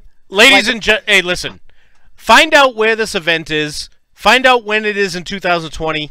Because I am going and I am competing. It is going to be fucking... It is going to be live on the show. We are going to do it live. We're going to do it live. And I'm going to practice by going to Secor, Illinois. To the Ditch Bar and Grill. Matt King. To the Ditch Bar and Grill in Secor, Illinois. And I am going to fucking practice because they cook up to 20 pounds a day. Dean Cerny says we need to invade this competition next year and invade them. Exactly. Teach them how to eat bacon. Fucking right. Jesus. Bunch of fucking... Terrell Gould has an excellent point. Vegan sabotage is the only explanation. That's the only legitimate one I'll go for. I don't get it. We're all going... Valerie is going to be there to do CPR. I don't give a damn. We're going. We're going. I am entering this contest. Listen, so I have done the 1 chip challenge and I won. I defeated it. Did. I did the I did the gallon of milk challenge, and I finished, probably had about that much left in the gallon. Remember that? Yes, and then you had to leave. Well, yeah, because I couldn't shit for a week. But you know, we are doing this. Says, was the bacon free? Fuck yeah! If that bacon was free, I'd be all over that shit. Hey, so check it out. So hey, shut up, stupid. We have a visitor here from Serbia. We have a visitor from Serbia. We do? Yes, we do. We have a visitor from Serbia. Who? Fuck, Judy. What, am I the only one that reads the fucking comments? No, you better. Hey, listen. So you better start listening to what Valerie says. She says, "Read the fucking comments, stupid." I can't keep up. All right, hold on. I will tell you. His name is Zeliko. Zelko. Shut up. Zelko Milinkovic. Greetings from Serbia. We are listening to your radio in Serbia. Well, Zelko, fucking love it. Great. We love you guys. Yeah. Thank you for listening. Yep. I would like to say something in Serbian, but I don't know how to, so get over it. Barry Breezy is here. I already said hi to him. I'm not saying it again. All right, anyway. So, yeah. We're doing it. I'm just going to throw this out here. I can only see 4 comments at a time, and they scroll so fast, I miss shit. Whatever. So, fix your internet. Fix your computer. My show, I do what I fucking want to. My show, Bulldog! All right. Let's get on to the next story. This one comes from Maryville, Tennessee, where a Tennessee man was jailed. Son of a bitch, Bulldog! This story was fucking story. This story was sent to me before you guys were talking about it. No, seriously, the day it fucking broke. Yes, I got the my coworkers sent it to me. I had it sent. This happened 20 minutes from where I work. I had this sent to me from John Whittorf. I had it sent to me from. I'm like, John, I already have it. I don't know how many people sent this to me, and listen. When people send me something I already have, I just say, "Oh my God, thanks! This is such a great story. I already got it from so and so. I'll mention you on the air." Yeah. I don't even bother. I just go. Seriously, I'm not kidding you. 4 of my fucking coworkers sent it to me either on Messenger or on text message. Are you done fucking crying? No! All right, anyway, a Tennessee man was jailed on felony charges after appearing to dip his testicles into I'll put a hand upon your hip, and I dip, you dip, we dip. Into a container of salsa that a customer had ordered online. A delivery... Now, this is where the story gets a little confusing. The delivery driver allegedly recorded it and posted a video online saying, "This is what you get when you give an 89-cent tip for an almost 30-minute drive." You're getting paid for the drive. Go fuck yourself there, cheese dick. News outlets report that the passenger, 31-year-old Howard Matthew Webb, was arrested last week and charged with adulteration of food. That's the charge. Dinner Delivered said the food service was fired the driver and forwarded information about her to authorities as well. Okay, see where this is confusing? Where the fuck did the woman come from? Webb remains behind bars pending a March 12th hearing, so we will hear from this story again. So, just in case you guys were wondering, sack lunches in Tennessee are against the law. His arrest warrant says they picked up the food for delivery from a local Mexican restaurant. The company issued a refund for the tainted food. I wouldn't know if it wasn't anything they did wrong. Besides, I'd have looked at that salsa and been like, there ain't no hair in it, I don't give a fuck. Was it salty? He's got salty nuts! So I put a link to the article. There's actually, I don't know how much of the video is in there, but there's actually a clip from the video of him dunking his salty balls. Yeah, I think it's kind of funny that they called it tainted. I know. I mean, did he dip his fucking balls all the way to the taint? What the fuck? Oh. What? Hey, this is the weirdest fucking guacamole I have ever fucking tasted. You know what? This story actually makes me wonder if we just out-Florida'd Florida. I don't know. Oh. All right, moving right along. Oh my God, I don't know if I can make it. I knew, I had a feeling because this story started going viral like halfway through the week after I'd had it for 2 days and I'm like, I'm not saying a fucking word to anybody. Hey, Mickey Severson asked a good question. What's that? Why are you assuming his balls were sweaty? Inquiring minds want to know. I said salty, not sweaty. Well, sweaty, salty, whatever. He said salty too. I was reading a comment about it. Were they chocolate salty balls? I don't know, but Valerie's got a good point too. Is that considered healthy sodium?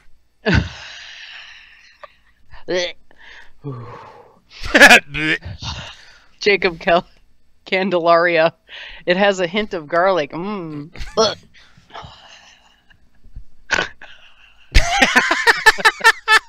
That you have snorted more tonight than I have ever remembered. Oh my God! Seriously, I think we might have. Do we need to get a buzzer? Like I don't know, but I have to say, babe, when I told you that I might hold up my glass asking for more, you said okay. I need more. Is she watching? Yes, of course she is. Oh, hi, kitty. Meow. Read it. Moving right along there, Judy. Moving right along. Okay. Stop playing with your black pussy. No, he came to say hi to everybody. West Palm Beach, Florida. Police say an employee of the cleaning company, it just says the cleaning company. Maybe that's Excellent what it's called. journalism again. Maybe that's what it's called, the cleaning company. Oh, wait, here we go. Police say an employee of the cleaning company hired to clean Palm Beach outlets attacked another employee with a machete at the food court Saturday night. Where the fuck do you get a machete at the food court? Hey. Did he have one at work? Don't ask questions. You got a point there. You don't ask questions.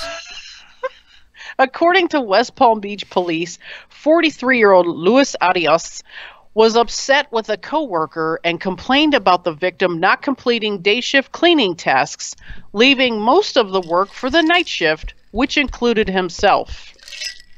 Listen, I don't know if you've ever done shift work where your workload is dependent on the people who worked before you. But if you've ever tried to take up slack for a coworker, you know that his attempts to assault someone with a machete may be justified. He actually might be able to get the charges dropped if he claims temporary insanity. The victim has been released from the hospital. Arias was charged with aggravated battery. There needs to be, that's all there is to the story. We need to do some digging. Where the fuck did you get a machete? Inquiring minds want to know. Yeah, inquiring minds. So, look, Tuffy came to say hi to everybody. So, Judy, we have a lot of people that have brought up some good points, and we have a new contest for the show. Or a new thing for the show. Uh-oh. Starting next week, people have to drink every time you snort. Oh, shit. Yep, I'm going to get a buzzer. You know, Backwoods Veterans has a buzzer. It's a cuss meter. I think you have to say the word fuck. Yeah, well, that's too easy. We'd break ours in one show. I know, right? Alrighty, moving right along to Huntsville, Alabama. Yeah. Where Alabama police say a dispute over crab legs at a dinner buffet ended in a brawl that left two people facing misdemeanor charges. Roll Tide.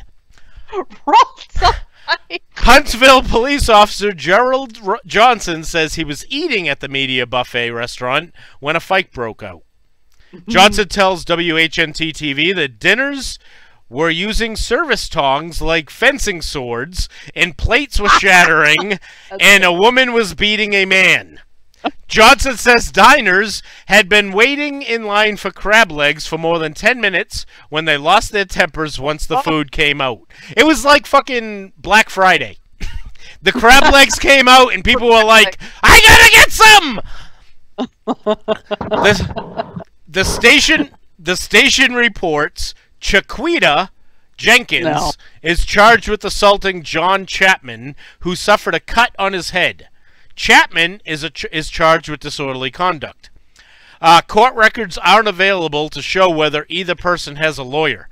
I'm guessing if you're that fucking pathetic that you fight over crab legs at a restaurant, you can't afford a fucking lawyer. So let's just say Roll Tide, and we'll check on this story later on. Roll. Oh God. Oh shit. Whew. So this actually happened in the city that I used to live in before I moved to this grandma's house. Whew. A Harriman man was arrested early this morning after a home invasion was stopped by the homeowners by holding him at gunpoint. There you go. Garva's a fucking bitch. Roane County deputies responded to the scene on Webster Road around 3:30 Tuesday morning after receiving a call of a burglary in progress. Deputies answered to find the homeowner armed with a rifle holding 41-year-old Homer Pamel, I guess. No Who cares? fucking way. His Doesn't name's fucking Homer. matter. Some old guy. He's 41. Homer. And he looks like he's 70. Oh, homie. The firearm was put away, and officers allegedly gave Fox several verbal commands to get on the ground, but he didn't move. One deputy deployed his taser. Yeah, they got to have some fun. Stunning Fox until he complied with officers. Authorities say Fox broke into a vehicle outside of the residence during the incident. The homeowners told deputies that Fox had been to their residence in the past to help with remodeling. So he is, in fact, a true cock gobbler.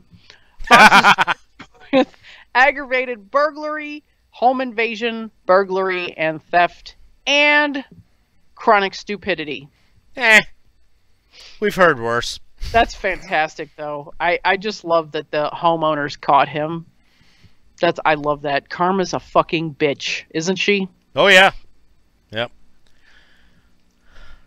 All right. Moving along. Moving right along. East Liverpool, Ohio. Oh, shit. Really? A drug raid at an East Liverpool home on Thursday came at an inconvenient time for one of the residents. One of the people living at 321 Garfield Street said they were sitting on the toilet smoking marijuana when police and members of the Columbiana County Drug Force came calling. According to police, the resident tried to warn others in the home by yelling SWAT, adding that they were removed from the bathroom quickly without being allowed to wipe. That ain't right. Oh, that seriously. That's not right. But to add insult to injury, task force officials say they recovered more than 10 grams of suspected crack cocaine, 24 grams of cocaine, pills packaged for sale, and $2,700. Police charged 31-year-old Kylie Davis and 33-year-old Joseph Davis with child endangering and obstructing justice. More charges could follow once the suspected drugs are tested. Now, why is there nowhere in that story does it talk anything about the child endangerment? Like, you know, he's sitting on a toilet, but when they walked in, there was a kid trying to shoot himself up with fucking, you know, crack. Yeah. This is the stuff I want to know. But whatever. We'll have to wait for that news another day. Moving right along.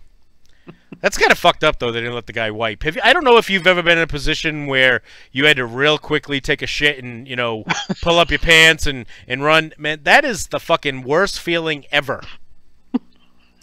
I know you were in the Air Force, Judy, and you never probably had stuff like that happen. But when you're out in the fucking field for months and the toilet paper like feels like you're rubbing with sandpaper. I went to SEER school. Oh, I went to SEER school. Fuck off.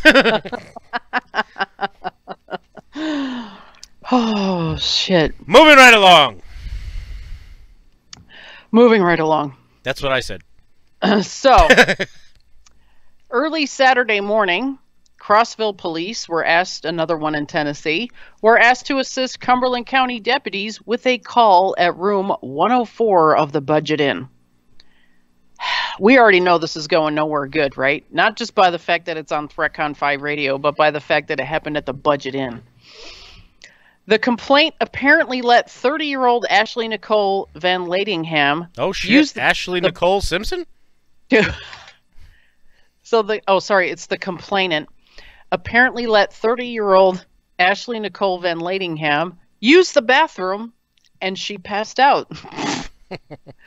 Officers arrived to find Van Ladingham passed out on the toilet. She appeared sluggish and only partially responsive to verbal and physical stimuli. What kind of physical stimuli are we talking about here? She refused all medical treatment and kept falling asleep standing up while talking to medical personnel. She had to be asked questions multiple times before she would give an answer. When asked what narcotics she'd taken, she said she'd taken a Percocet. One? Really? Just one? I call bullshit. Let's not case in point, allow me to discuss the evidence. I had surgery in October and they gave me Percocet. I never acted like that. Now the morphine, that was a little different story. So she said she didn't have a prescription and doesn't normally take them. Van Ladingham told officers she was staying in room 105, but she didn't have a key. She then tried to make a phone call, but would either drop her phone or fall asleep seconds after putting the phone to her ear. A search of her purse turned up drug paraphernalia and a hotel key card for room 103. Remember, she said she was in 105. Hey. Shit happens. You know, I mean, it happened. Police charge Van Ladingham with public intox. Now, just in case you guys were wondering, I was nowhere near this city over the weekend. Just going to throw that out there. Oh, boy. All right. Newport Richey, Florida. Oh, shit. Pasco County Sheriff's deputies arrested a Port Richey man accused of beating his girlfriend in the face with a burrito. Yeah! Okay, now listen. I'm not going to go much more into the story before I share with you guys this story because you have got to see this guy's fucking mugshot. Oh, shit. This is fucking, like, gold. Here it is. The story's there. There it is. All right. Yes, I know I'm leaving Facebook. Thanks. An arrest report Oh, said... my God! An arrest report said Peter Michael Elacqua, 41, shoved his girlfriend into a chair in the bedroom of a home they shared and threw a burrito at her on Friday. Was this some sort of kinky foreplay? You know, and I was thinking that, too. That is the weirdest fucking foreplay I have ever heard, right? Okay? So, the deputy... Slap me with your burrito, baby. Now, this is awesome, though. When the deputy found the woman, she had contents of the burrito dispersed across her face, neck, left shoulder area, the arrest report said. Are we sure it wasn't special sauce? Deputies arrested him on Monday, and he faces domestic battery charges. He looks like he's the one who got beat with the burrito. Doesn't he? So he got his face cut. Look at that scar goes all the way over to his ear. No, whatever. That's kind of horrifying. You know, I don't understand. It just says meter bean, referring to the burrito. Yeah, exactly. See, I don't understand why anybody would fucking waste such good food. Dean Cerny, guacamole is not lube. Oh my God. Blech. Moving right along. Oh my God, I can't even. Oh, damn it, I closed that story by accident. Here we go. I meant to close yours, not mine. So, we're going to stay in the area of Tennessee. We were in Florida a second ago. Well, I've been in Tennessee for quite some time tonight. Monday, Cumberland County deputies responded to a home in Ocala Trail in Lake Tansy for a stolen Chevy Avalanche. The owner also said a woman who was at the home when he went to bed was also gone. He said he strongly suspects she took the vehicle. The subject vehicle was later spotted in Peavine Road on Old Peavine Road. Well, that's not confusing at all that you have two streets with the same fucking name. The driver, identified as 33-year-old Leslie Michelle Hahn, was taken into custody. Canine officer Nico was deployed and alerted to the presence of a narcotic odor. I know you guys are totally shocked by that. That almost never happens in these stories. I don't think that they should. I honestly don't think they should have let his name out like that. Nico, poor puppy. Yeah, I know. Now his name's out there. Yeah, now his privacy's been violated. Poor puppy. Not cool. And I know you guys are going to be totally surprised when I tell you that a search turned up 2 baggies containing meth residue. Hahn admitting having taken the vehicle, stating that she didn't think the owner would mind. Yeah, well, hey. Sure, whatever. She said she also took $600 for him while he was, $60 for him while he was asleep. Hahn was charged with theft and manufacture, sale, delivery, or possession of meth. But she had baggies. How is she delivering, selling, or manufacturing anything? She was placed under $7,000 bond and is due in court March 18th. We'll have to follow up on that one, too. We'll definitely have to follow. But meth is bad, kids, okay? Because she thought the owner wouldn't mind. Maybe he didn't. Maybe he wouldn't have mind. You don't know. Called the cops. Well, maybe we didn't originally. Yeah, you got a point there. All right, there's a whole bunch of jokes that are going to be coming from this story. Matt King says she was going for crab legs. Oh, God. All right. Indiana. A man in Indiana, go figure, What the fuck just happened to this stupid story? Accidentally shot himself in the genitals early Thursday morning when a gun slipped from his waistband, police said. While in the emergency room of Marion General Hospital, Mark Anthony Jones, 46, told police he was walking at about 6:44 a.m. on a riverside trail when the gun began to slip from his waistband. He reached to adjust the firearm and it discharged. The bullet entered just above his penis and exited his scrotum. Ugh. Said Ow. a Marion Police Department spokesman. The gun was not in a holster. What did he have it like? Fuck, I he just had it can't. stuck I in his don't even- underwear. Marion police said that Jones did not have a license for his high point 9mm, and the prosecutors will review the case to consider possible criminal charges. You know what? The way I see it is this: you shoot yourself in the penis with a gun you may not supposed to have had. Hey, I think you've already got enough punishment. Leighton Olson is here. Says Bulldog, love my new sweatshirt.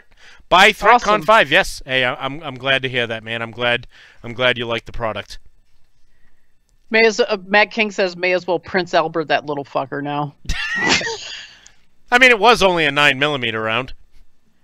Oh, are you sure it wasn't a 22? Yeah. Oh my God. The guy shot himself with a high point because he couldn't afford a fucking holster. Oh my God. Bulldog, I'm going to tell you. Tell me. When you and I started doing this show 2.5 years ago, never ever did I think you and I would be discussing someone shooting themselves in the penis. No. No. Speaking of penis. Mickey Severson just said it best. What's that? Nope. No. Handgun.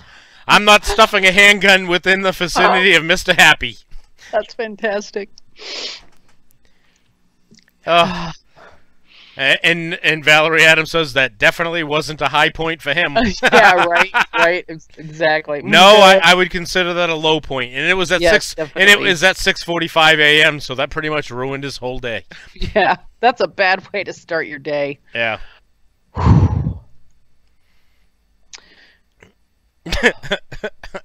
Oh boy.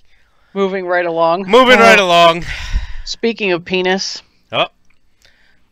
A Lebanon County teacher is facing charges after police say he showed a photo of his penis to a student. Why? It's like, hey, does this look infected? Hey, look at this. Does this look infected? Why the fuck? You ever been to a Turkish prison? Have you seen my cock and balls? Well, maybe he was trying to see if the bullet wound looked infected.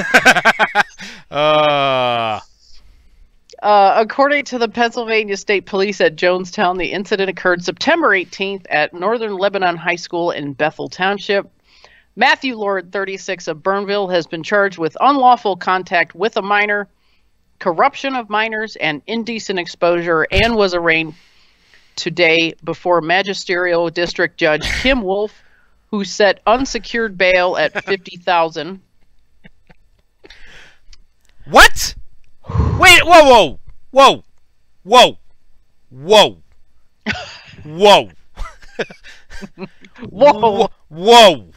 $50,000? Is it because he's a? Is it because he's? Dick pic's gonna cost you. Whoa! Is it because he's a guy? Because last year we had 38 teachers guilty of sexually assaulting or doing something sexual in nature to a student, of which only 2 were men. Every single one of those women, I don't think total was $50,000 fine. I think so. So Nick Ladson wanted to know if where the article is, if that's where Boys Town is. Was he a priest? Was this a Catholic school? Lee Colvin brings up a good point. Maybe he just wanted to see if he got all the salsa off. Whoa. Mickey Severson wanted me to say it, so I said it. Whoa. Whoa. Whoa. Whoa. I was trying to do the Peter Griffin whoa. Whoa. Whoa. All right. So, seriously, though, was this a Catholic school?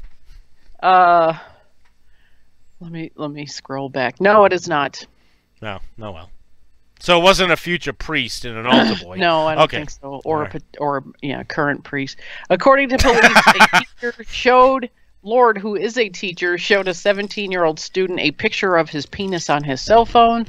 A preliminary hearing is scheduled for April.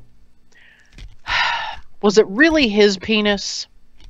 Really? I mean, did he have a selfie? Like, did he, I don't know, put himself in the feet? How do we know it was his penis? Maybe it was John Holmes. Maybe it was the guy from the Salsa article or the guy who shot himself. Oh, that's cool. I just got shared an awesome video. Thank you, Frank. I love that fucking song. Went to a party last Saturday night. I didn't get laid. I got in a fight. It ain't no big thing. Late for my class. All right, anyway. Anywho. All right. So seriously, like, that could have been John Holmes for all we know. That could have been a screenshot of something from Pornhub. Doesn't matter. You don't show any fucking child a penis. That was a 17-year-old. He's probably legal age in Pennsylvania. Well, it's not Alabama, so... Sorry. Yeah, it's not Alabama. You got a point there. It's not West Virginia. Okay. All right, so this story is not funny, but it's fucking bizarre. Could you imagine... Oh, no. Could you imagine you're out for a wonderful dinner with your family at an Olive Garden, and this woman decides to stand up and say, "Hey, I just want to let you all know that I just stabbed my mother to death." Whoa, what?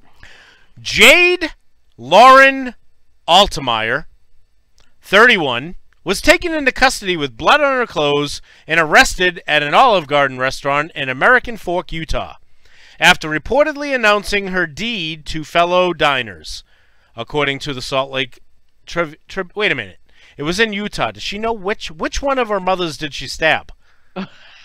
Anyway, okay. So following the report of a stabbing in nearby Sandy on Saturday, police found Carla Orsini, 55, at the extended stay hotel with multiple stab wounds. A probable cause statement noted 3 of the injuries are in locations that are likely to cause death. That does not fucking say anything about probable cause. Orsini had been stabbed in her chest, neck, finger, and had lacerations on both her lip and left arm. Subsequently brought to a hospital where she is expected to survive. Well, you know what? I just can't imagine sitting down for a nice, lovely meal at Olive Garden. And why am I talking about Olive Garden like they're one of our sponsors? That doesn't even make any sense. You know? Man, oh, anyway.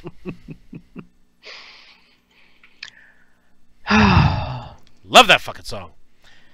Oh, shit. It ain't no big thing. Mm-hmm. All right, moving right along. We got 4 minutes left. Whoa. Whoa. Whoa. All right, we got 4 minutes left. Enough for 2 stories. Go. Right on. Go. Okay. I love this one. Judy's going to Florida. A man in Winter Haven, Florida, is accused of grand theft auto after test driving a Buick off of a Florida car dealership lot. A Buick? A Buick, yes, they still exist. And never returning it. Oh, shit. The Winter Haven Police Department said Jabril Scurry, 29, and another man stole a 2015 white Buick Verano from the Central Buick GMC dealership shortly before 4 p.m. on Saturday. I didn't even know they made those anymore. Well, it was a 2015. Police said before Scurry drove off the lot with the Buick, he test drove another vehicle and started filling out the necessary financial paperwork to purchase the car. As Scurry and the other man waited outside for the sales associate who was assisting other customers, they saw the Buick and went inside and asked to see it. After the associate gave Scurry the key to the white Buick Verano, the pair drove it off the dealership lot. The associate, after a short time, noticed the car and a tag from the dealership was missing and called the cell phone number listed on the financial paperwork. Whoa. No, Yes. I'm just kidding. Whoa. Whoa! Whoa. You don't say! That's the saying of So the wait night. a minute. Whoa. So what we're saying is this guy wasn't a smart criminal. I'm totally shocked. I mean, no way. In Florida, no less. Oh, that makes me get wonky eye. Police said Scurry answered the phone and told the associate he would bring the Buick back before the dealership closed. Because, you know, criminals are trustworthy individuals. The Buick was never returned. And several calls went unanswered. Police obtained a warrant for the arrest of Scurry on charges of grand theft auto.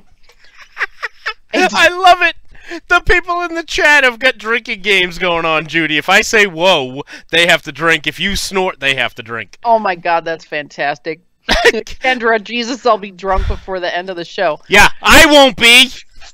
You never came to refill my drink. Yeah, what the fuck, Kendra? Well, we are happy that we can entertain you guys. This is how we're getting ratings right here. We're gonna, you know what? We need to keep this in mind for next week when we do the write up for the show. Participate in drinking games during the show. So a description or information about the man who was with Scurry has not been released. So wait a minute. Let me get this right. Oh my God! What? Just spit it out, for Christ's sakes. We only get a minute left. You submitted your identifying information and cell phone number and then stole a fucking car.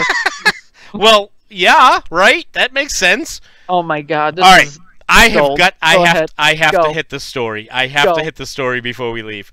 Okay. Go. Summerside. A local businessman is closing up shop just a week after opening. After leasing the Foreman Rock and Rodeo location on Walter Street in Summerside, PEI, Ralph LaForge acquired all the necessary permits to open the island's first and only gentlemen's club, Anne's Green Gables, which features topless and nude dancing, a local seafood buffet, and bottomless PEI craft beer after 12 a.m. LaForge was inspired after a trip to Angie's in Moncton, when he noticed there was a vacuum in the exotic dancing industry in Canada's smallest province. Attendance soared for the first few days as word about the club spread. However, it began to dwindle as people took note of the too local. Now, when I say too local, I'm saying TOO local. Oh. Talent that it employed. The Manatee found some former patrons who agreed to speak with us using pseudonyms. We interviewed Bill first. I went to see what all the fuss was about on Tuesday after work, he recalled. I really liked the ambiance. The seafood buffet was on point. However, the girls on stage were all cousins of mine.